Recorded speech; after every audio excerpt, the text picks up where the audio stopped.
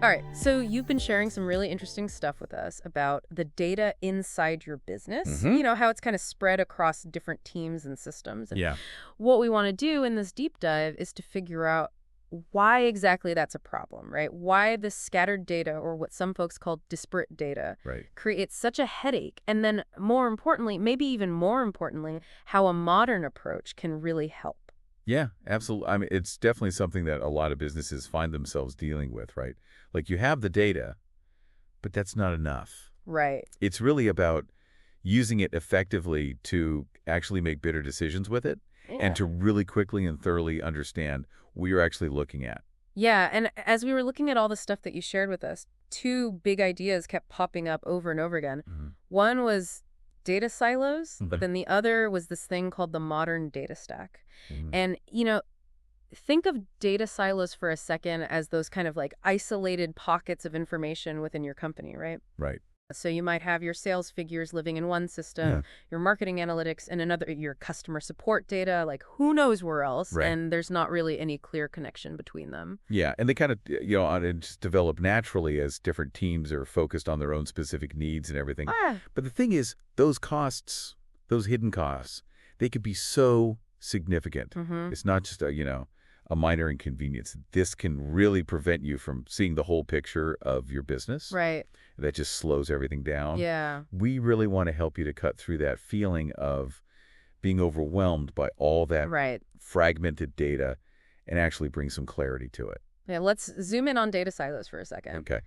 It seems like they often come about pretty naturally, right? Different departments kind of set up their own systems to Mhm. track the information that's, most relevant to them. Right. So on the surface, it makes sense, right? It does, yeah. I mean, each team's going to have their own goals and, they're going to implement tools and processes to see how they're doing. Right. So you got your sales teams, they're using CRMs, Yeah. marketing, they're going to have their analytics platforms, operation, maybe they're relying on databases. Right. But the thing is that even though all these departments are working towards, big picture, the same goals for the business, Mm-hmm.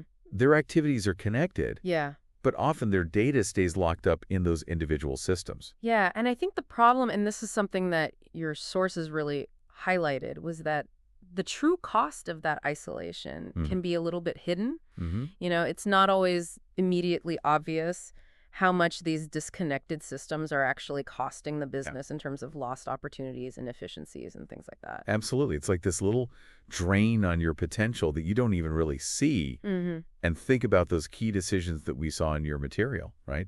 Like whether to move into a new market, Yeah. launch a new product. Mhm. If your data is siloed, you're looking at market research in one place Right. and you got sales projections in another and customer feedback somewhere else. Huh. How are you going to pee it together, that complete picture, Right. that comprehensive view of your business that you need to make these decisions? Right. So you're making these calls with Yeah. incomplete information. Right. And the recent insight here is that isolated data Yeah. leads to a fragmented understanding. Right. So instead of making informed choices, you're kind of taking these educated guesses. Right. And you're hoping for the best, basically. Basically, yeah. So let's get into like the consequences of actually running a business this way. Okay.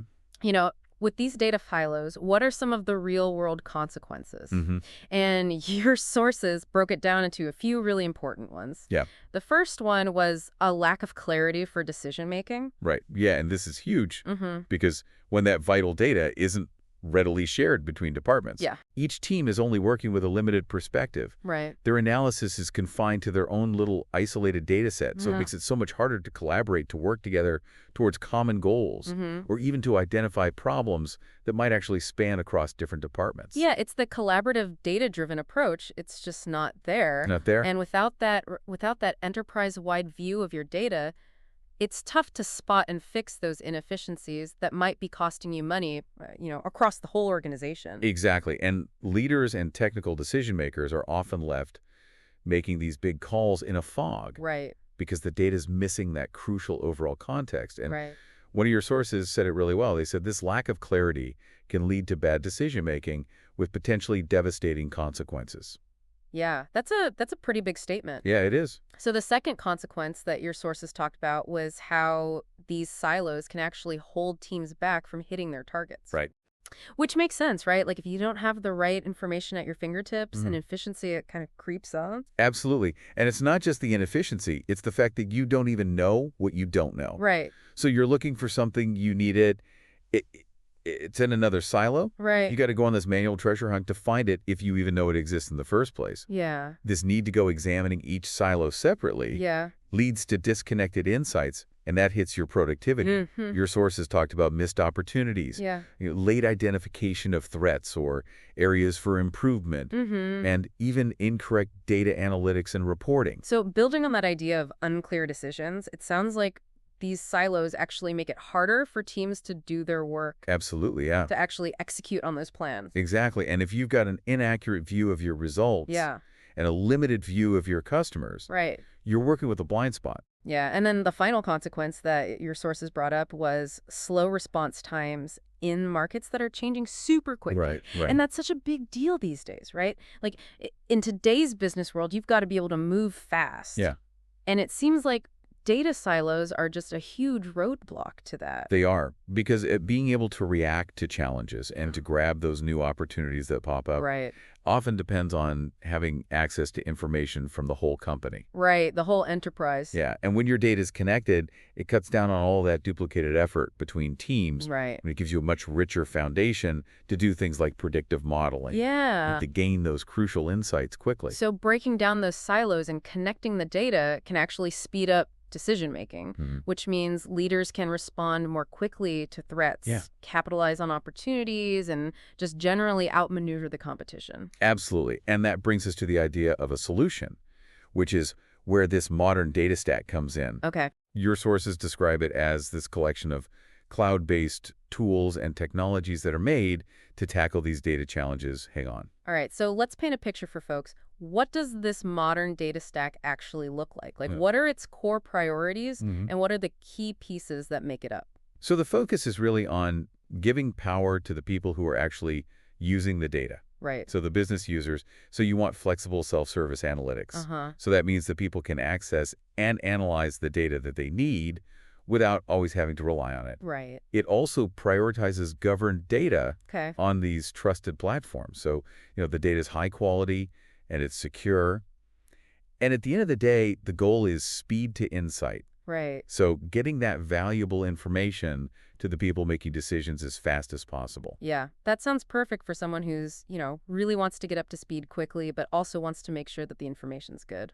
Absolutely. And as far as the typical components go, Yeah. you've got a fully managed ELT pipeline that stands for extract, load, and transform, Okay. which is basically how you move your data from different places into one central spot and get it ready to be analyzed. Mm-hmm. Then you've got a cloud-based data warehouse, or sometimes it's a data lake. Okay. And that's like the big central scalable storage space for all this information. Okay. There's also a data transformation tool that's made for cleaning, shaping, preparing the data. Right. And then finally, you've got a business intelligence or data visualization platform. Uh-huh. And that's where you make those reports, dashboards, and all the visuals. Yeah. So really, it's about making the data accessible Yeah. and usable to more people within the company. And it seems like another really big piece of this is its ability to connect all those different data sources. Yeah. Regardless of whether it's in the cloud or some older system or even on-premise infrastructure. Absolutely. It feels like this is like the answer to all those silo problems we were talking about before. It is. It's like the central nervous system for all your data. Okay. And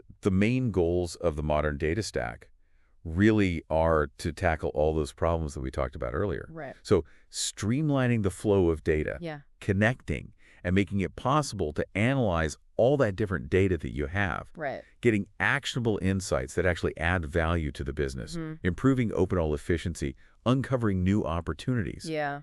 identifying those trends, Yeah. and even detecting threats early on. Yeah. So these are all things that any business trying to get better Right. can really benefit from. So let's talk about the benefits, the real, nuts and bolts benefits of adopting this modern data stack. Okay. What can businesses actually expect to see as a result of doing this? So one of the biggest things that came up in your sources was lower costs Yeah. with cloud solutions. Right. So, you don't have to spend as much on buying and maintaining all that hardware and infrastructure. Right. So no more like expensive server upgrades, Yeah. huge upfront capital investments. Exact. Your sources even talked about like faster setup and iteration when you're working in the cloud. Right. And, even more importantly, it can really cut down on those data engineering costs Right. because with these cloud-based tools, businesses don't have to build and maintain those super complex data pipelines themselves, which frees up your data team Yeah. to focus on the analysis and actually getting those insights. Right. Not just managing all the plumbing in the background. Yeah, exactly. Another benefit that really stood out was this idea of achieving full visibility of data. And it feels like this is really addressing the heart of those hidden data silo problems. Yeah, it really does. A modern data stack makes it so much easier to identify and understand all the data you have. Right.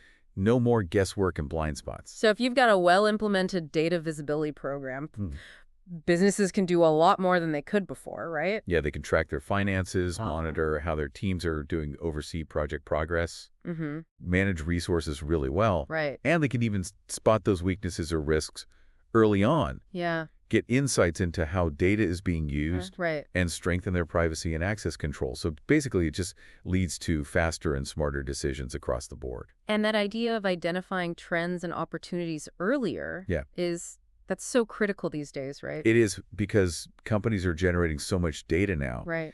And when you can effectively analyze that historical data with the tools from the modern data stack, you can understand your metrics so much better and spot those trends and opportunities way earlier than you could if you were working with data that was all over the place. Right. So having the right data at the right time allows you to spot risks and opportunities much more quickly. Exactly. Your sources also talked about the idea of being empowered as a technical decision maker. And it feels like this is tied to the idea of making data more accessible and user-friendly for a wider range of people in the company. Absolutely. These new business intelligence tools are so intuitive and easy to use. And they make it so that it's not just data scientists who can use them. It's a much wider range of business users and technical employees. So this democratization of data really gives everyone the speed, the insights, and the flexibility to actually query the data themselves and build reports and dashboards. So the data is really at their fingertips. Right there at your fingertips. To make better decisions. Exactly. And then there's this idea of benefiting from new information faster. If you can streamline the data infrastructure and make it more efficient, your teams can spend less time managing it. Absolutely. And more time actually using that data to do something good. That's the whole point, right? So instead of all that manual work of managing traditional data stacks, you can actually focus on using the data and understanding it. And that means you get insights faster. And a modern data stack is really good at ingesting data from a ton of different channels and sources super quickly, so your data teams can spend more time on those new analytics projects that really support the big goals of the company. Yeah, and all of this kind of seems to point towards this idea of driving data culture within your business. And it's becoming more and more clear that this is not just about implementing technology, but it's about creating this mindset shift across the whole organization. Absolutely. The modern data stack is so easy to use. It's accessible to so many people. It empowers leaders to actually build this genuine data-driven culture and democratize data across the company.